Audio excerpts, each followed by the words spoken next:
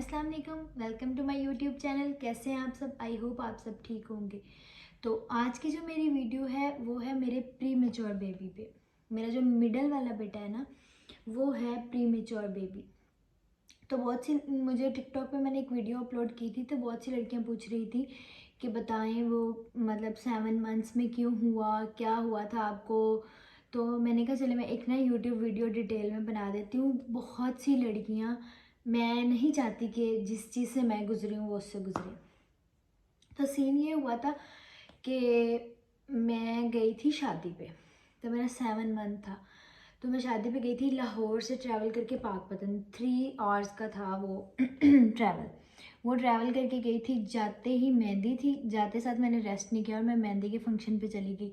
उसके बाद second day सुबह उठी, फिर बारात की तैयारियों में लग गई। नेक्स्ट डे वलीमा था। ऐसे 3 दिन ना, मतलब बैक टू बैक मैं फंक्शंस पे जाती रही।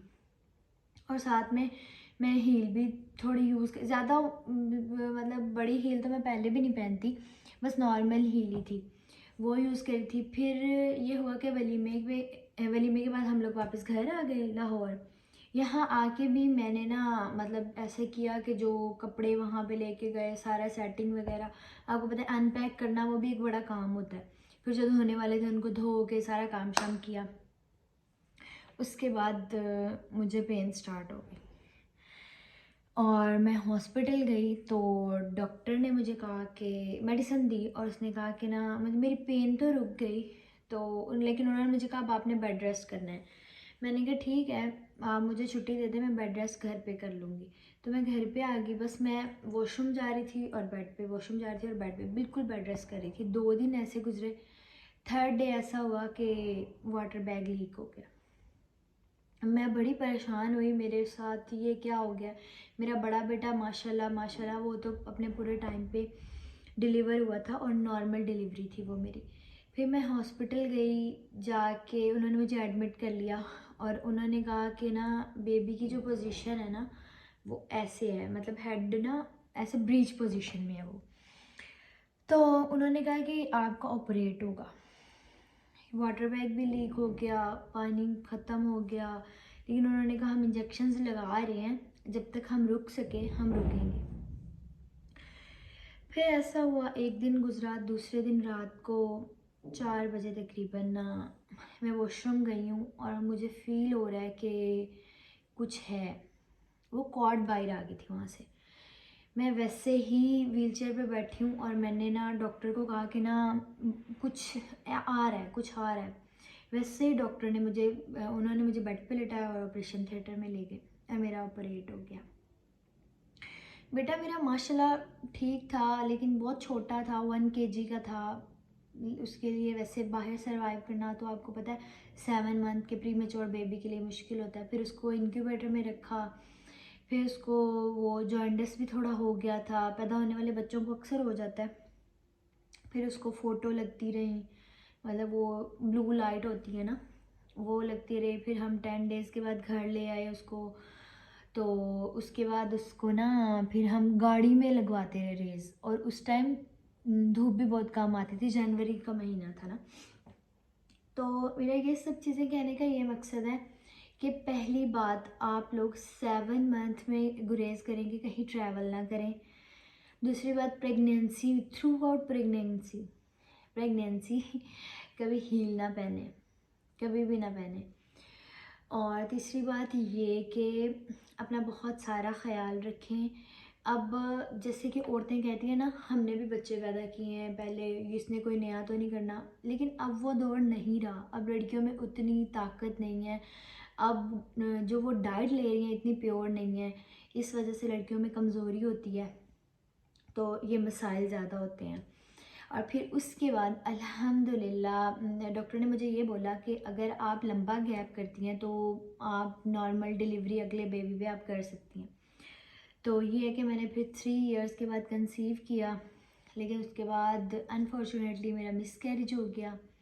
मिसकैरेज के बाद दोबारा मैंने 9 मंथ्स के बाद दोबारा कंसीव किया। मोहम्मद आदिल फिर होने वाले हुए।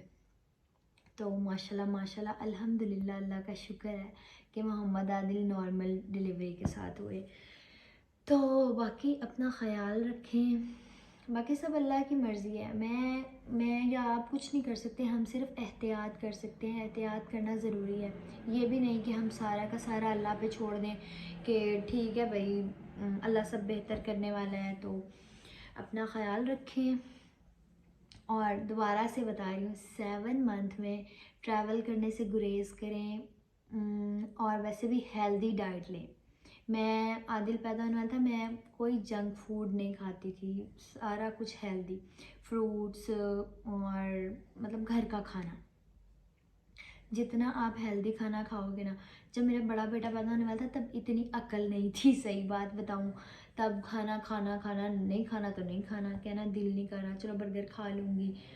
تو وہ ابھی تک بھی ویسا ہی ہے، بہت مطلب نا سکا ہے. تو وہ جو ہوتی ہے نا شروع کی کمزوری، وہ رہ ہی جاتی ہے. تو جو عادل ہے وہ ماشاءاللہ ٹھیک ہے، اب بلکہ پری میچور والا بھی ٹھیک ہے. اس کے بعد بھی میں بڑی ہیلدی ڈائٹ لے رہی تھی. ایون میں انار کھا رہی تھی ڈیلی. جس دن میرا آپریٹ تھا نا وہ بھی رات کو میں انار کھا کے سوئی تھی اور میرا آپریٹ ہوا. تو لہٰذا اللہ تعالیٰ آپ سب کو اپنے حفظ و امان میں رکھے، سب کو تندرست صحت مند بے عیب اولاد سے نوازے. اولاد ایک بہت بڑی نعمت ہے. اولاد کے بغیر عورت نامکمل ہے. کوئی وجود نہیں عورت کا. مطلب یہ نہیں کہ لوگ آپ کو نامکمل سمجھتے ہیں، خود کو خود بندہ نامکمل سمجھتا ہے. تو اللہ کا بہت کرم ہے، اس کی ذات ہے مجھے اتنا نوازا کہ جس کا میں جتنا شکر ادا کروں کم ہے. میں ایک ناچیز سا انسان ہوں، میرا کوئی کمال نہیں ہے، بس میرے ماں باپ کی دعائیں ہیں اور اللہ کی ذات کا کرم ہے. باقی مجھے اپنی دعاؤں میں بہت سارا یاد رکھیں. آپ کے پیار کا اتنا شکریہ. آپ لوگ بہت پیار دیتے ہیں، بہت پیار دیتے ہیں. مطلب لفظوں میں نہیں بتایا جا سکتا اتنا پیار دیتے ہیں آپ لوگ.